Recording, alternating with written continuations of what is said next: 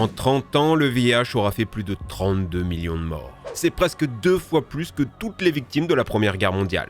Dans le lot, 3 personnes ont réussi à en guérir. C'est peu. Alors, comment elles ont fait? Pourquoi c'est aussi dur de trouver un remède? A-t-on seulement une petite piste pour un jour espérer guérir l'humanité? Vous allez voir, c'est pas gagné. Avoir le VIH est plus compliqué que vous ne le pensez. Si vous prenez une foule de 500 personnes en France, statistiquement, une sera séropositive. Elle fera même peut-être partie des 24 000 qui vivent avec cette maladie sans le savoir. Et si c'était vous? Le cas échéant, vous n'auriez vraiment pas eu de chance. Parce que statistiquement, c'est pas si facile à attraper. Vous avez peur de vous baigner dans la même piscine qu'un séropositif? 0% de chance. Utiliser la même seringue que lui? 0,8%.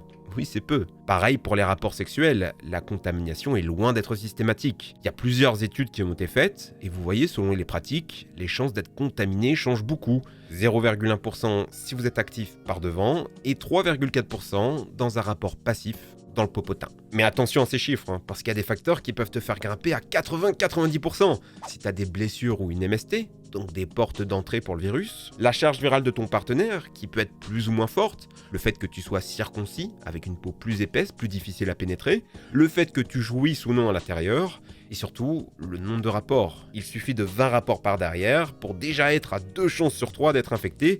Ça va vite. Dans le cas de transfusion ou de transmission mère-enfant, là les statistiques sont bien plus élevées.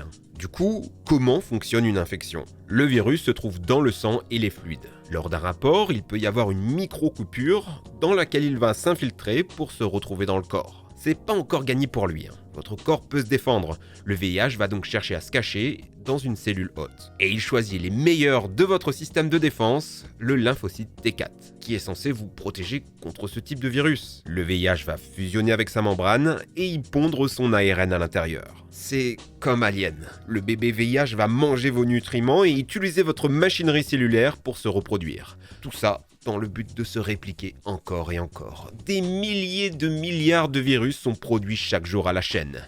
La cellule est vidée de sa substance, elle gonfle, s'enflamme et explose. Comme une grenade à fragmentation, des milliers de débris chimiques sont projetés, faisant à leur tour exploser d'autres lymphocytes. C'est moins le VIH qui les décime que votre corps qui se défend. C'est pour ça qu'après l'infection, vous aurez des petits symptômes. Un peu de fièvre, des ganglions enflammés, des maux de gorge, un rhume quoi. En réalité, vous êtes en phase de primo-infection. Et ça passe en quelques jours. Qui penserait au VIH? D'autant plus qu'un test standard en labo ne détectera rien avant 6 semaines après la contamination. La raison, c'est qu'à ce stade, votre corps lutte plutôt bien contre le VIH. Il lui démonte la figure. Et ça peut durer comme ça des années sans qu'on s'en rende compte. Vous vivez sans symptômes, du moins pendant 10 ans, si vous avez de la chance. Le problème, c'est que votre corps s'épuise, finit par ne plus faire le poids contre cette présence constante. Démarre alors la deuxième étape, quelque chose cloche. Une fièvre qui ne passe pas, diarrhée, infection de la peau, mycose, rien de grave, mais ça fait plein de petites maladies qui mettent la puce à l'oreille au médecin. Il va donc vous faire un test. Le test ne détectera pas directement le virus, ça serait trop long. À la place, on va détecter les anticorps qui luttent contre le VIH. Résultat, vous êtes séropositif. Sans traitement, vous passez alors à la dernière phase, le sida. Le test révélateur, c'est l'état de vos lymphocytes, ceux qui éclatent à la chaîne. Normalement, c'est 20% de vos globules blancs, mais si les taux sont trop bas, c'est mauvais signe. Sans traitement, il vous reste moins de 3 ans à vivre. Le VIH a détruit quasi toutes vos défenses immunitaires, et votre corps ne peut plus se défendre. Il suffira d'une petite grippe, d'une petite bactérie dans un aliment, et vous en mourrez. Les cancers peuvent se démultiplier sans que rien ne les arrête. En réalité, on ne meurt pas du sida, mais des maladies qu'il laisse émerger en vous. Ça fait peur, Alors vous vous posez sûrement la question: existe-t-il des traitements contre le VIH? Oui, le premier est un traitement post-infection, le TPE, efficace à 80% si pris 4 heures après l'exposition. Au bout de 48 heures, c'est déjà trop tard. Son but, bloquer la reproduction du virus par tous les moyens. On va l'empêcher de s'attacher à la cellule, de fusionner avec elle, d'injecter son ARN et d'utiliser votre machinerie interne. Il est complètement paralysé, détruit depuis l'extérieur. Mais il faut faire vite. Si vous le prenez trop tard et que le virus a eu le temps de s'installer, il existe une deuxième solution, la trithérapie de stabilisation.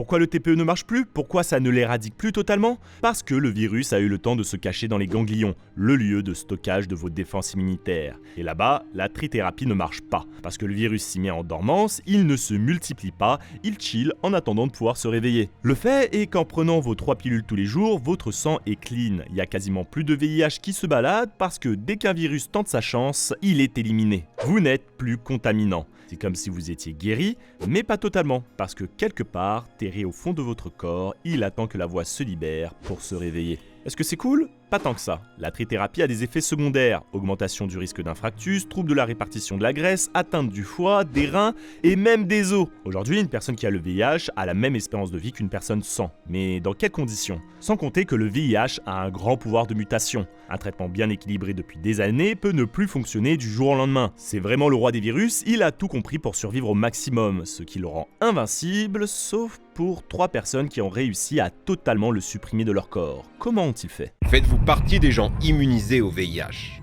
Oui, il existe 3 cas de rémission complète. Les patients de Berlin, de Londres et récemment de New York. Mais le miracle n'a été possible qu'en trichant. Car en plus du VIH, ces 3 malades avaient une leucémie, une maladie du sang mortel. La chance quoi.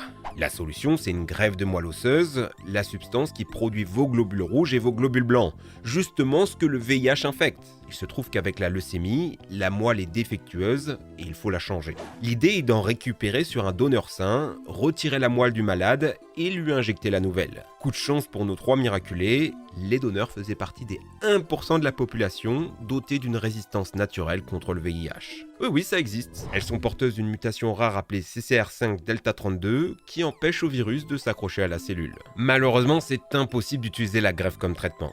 Ça demande d'avoir 100 000 $ sur son compte, un donneur compatible avec toi et qui a la résistance au virus, de subir une chimio de fou furieux, plusieurs mois d'hospitalisation, éventuellement un petit coma et 30% de chance de mourir pendant l'opération. Il y a d'autres personnes dans le monde qui, sans avoir une résistance complète, arrivent à tellement limiter le virus qu'il n'est quasiment plus détectable dans le sang, comme avec une trithérapie. On les appelle les contrôleurs élites. C'est très rare, 0,5% des contaminés. Mais comment font-ils ? On sait toujours pas. C'est une énorme piste pour un traitement. Si on arrivait à reproduire ce super pouvoir chez d'autres patients, le VIH deviendrait un virus inoffensif pour l'homme. Il existe aussi des gens qui développent cette capacité après une trithérapie, les contrôleurs post-traitement. Ils arrêtent leurs médicaments, mais continuent d'en avoir les effets. C'est entre 5 et 15% des infectés. Plus vous prendrez tôt la trithérapie, plus vous avez de chances d'en faire partie. Là encore, on n'a toujours aucune idée du pourquoi. Pourquoi n'y a-t-il pas de vaccin au VIH?